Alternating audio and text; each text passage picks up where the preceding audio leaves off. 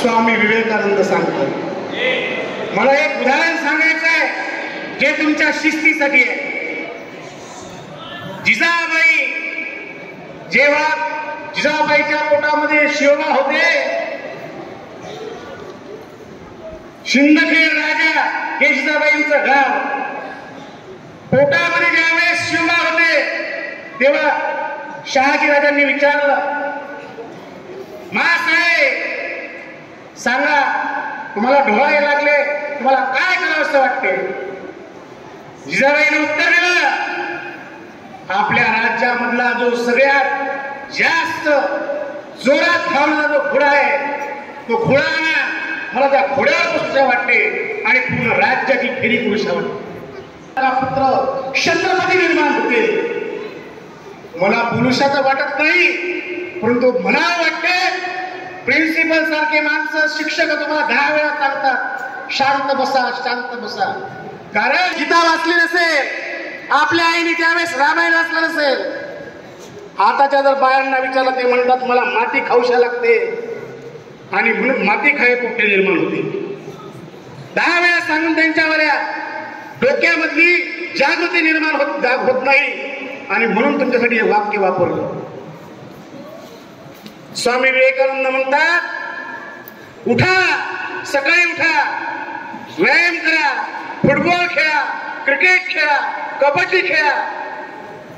तुम्ही जर खेळले तर तुमचे स्नायू बळकट होतील आणि आज बळकट युवकांची आवश्यकता या राष्ट्रासाठी आहे.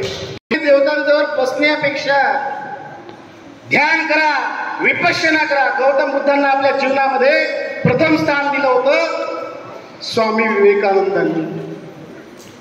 आजचा युवक कसा दिशाहीन झालेला आहे, खुनाचं बलात्काराचं प्रमाण वाढलेलं आहे. किती त्या युवकाला सांगा, परंतु आजचा युवक हा झोपी गेलाय. त्या युवकांसाठी आजचं मार्गदर्शन आहे. स्वामी विवेकानंद अमेरिकेला गेल्यानंतर भाषणामध्ये त्यांनी शिकागोमध्ये म्हटलं होतं, मेरे भाई और बंधू. पूर्ण तो अर्धा तास टाळी पडली. तुम्ही तिथं जास्तीच्या अमेरिकेमध्ये विवेकानंद ज्यावेळेस गेले त्यावेळेस एका बाईनी त्यांना म्हटलं, अहो स्वामीजी मला तुमच्याशी लग्न करूशा वाटतो. तर स्वामीजीने मला विचारलं, का बरं? कारण तुमचं तेजपुंज शरीर, तुमची दृष्टी राजपिंडाच्या दृष्टी हे पाहून मला तुमच्या सारखा पुत्र झाला पाहिजे ही भावना त्या महिलेने व्यक्त केली होती विवेकानंद. विवेकानंदापासून मला तुझा पुत्र समज. मातृदेव भव वेदांनी केला आरंभीच गौरव, त्या स्त्रीला आईचा दर्जा दिला स्वामी विवेकानंदांनी. जिजाबाईंनी त्यांना शिवरायांना घडवलं. रस्त्याने जाताना चिमाजी अप्पाची मुलगी रस्त्याने पडली, तिला आणलं, एका घोड्यावर बसवलं, राज्यामध्ये आणलं, तिला सुंदर चोळी बांधणी केली आणि म्हटलं, अरे किती सुंदर आहे ही मुलगी, अशी जर माझी आई असती आम्ही सुंदर झालो असतो, वदले शिवछत्रपती. आपली नीतिमत्ता कुठे गेली?